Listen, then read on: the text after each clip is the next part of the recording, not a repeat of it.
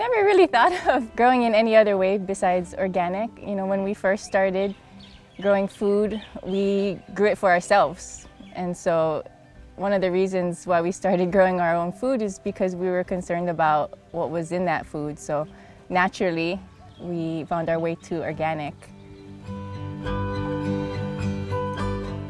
Some of the organic practices that we employ here at our farm, rotational grazing, we have composting, we do vermiculture.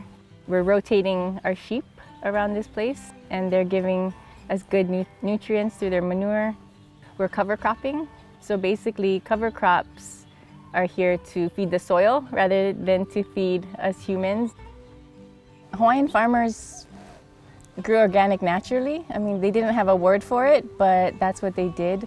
They were, really keen observers. They, built up this system of growing that really always stayed true to organic because it started with the health of the plants themselves. It makes me really proud as a Hawaiian to know what my ancestors were able to accomplish just using their island resources. They were able to build things and bring them to a better state. I don't know, it just blows my mind. That's what growing organic is, working in harmony with nature. And that's what the Hawaiians did. In the end, it's better for everybody when you work with nature. It's better for nature, it's better for the farmer, it's better for the food, and therefore the people who eat that food. Gosh, it just seems like a no-brainer. Why organic? It's like, why not? Oh, nice, perfect. Part of organic farming is starting with growing the right kind of crops for your location. And for us here in Hawaii, we know what grows well.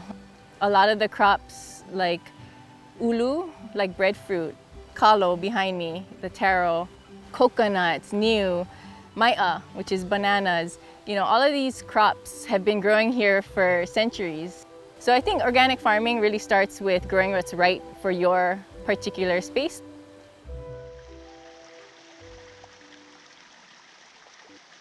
CCOF, they were the first ones to support us and they've been supporting us ever since. The first grant I received from them was the first year we started, back in 2017. So yeah, they've stuck with us since the beginning and that was, getting that grant, I get emotional when I think about it because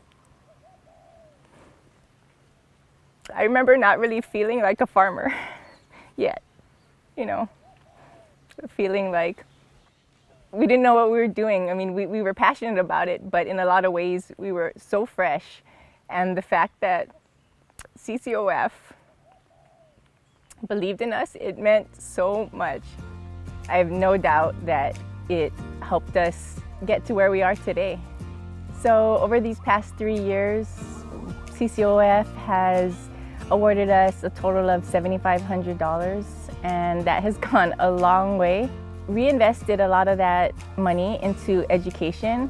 So we're developing our farm, but we're also developing ourselves and sort of investing in our knowledge bank. And this farm is a way that we get to practice those things that we've been learning.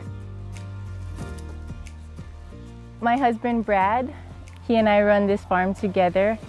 Brad has definitely been side by side with me throughout this whole journey. Our skills really complement each other. We always say 1 + 1 = 3 when it comes to us. Farming has transformed us. It encompasses everything we do. It goes even deeper than that for her, in that through farming she's been able to connect with her culture. Through growing our own food and eating our own food, and primarily these native and endemic crops, it's been a really beautiful way to see her connect with her culture. She thinks like a mahiai. She observes, weather patterns. She observes plants and the soil and what's around her. She has really become an awesome farmer.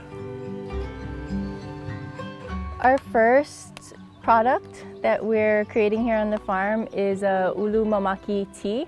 So ulu is breadfruit and mamaki is part of the nettle family.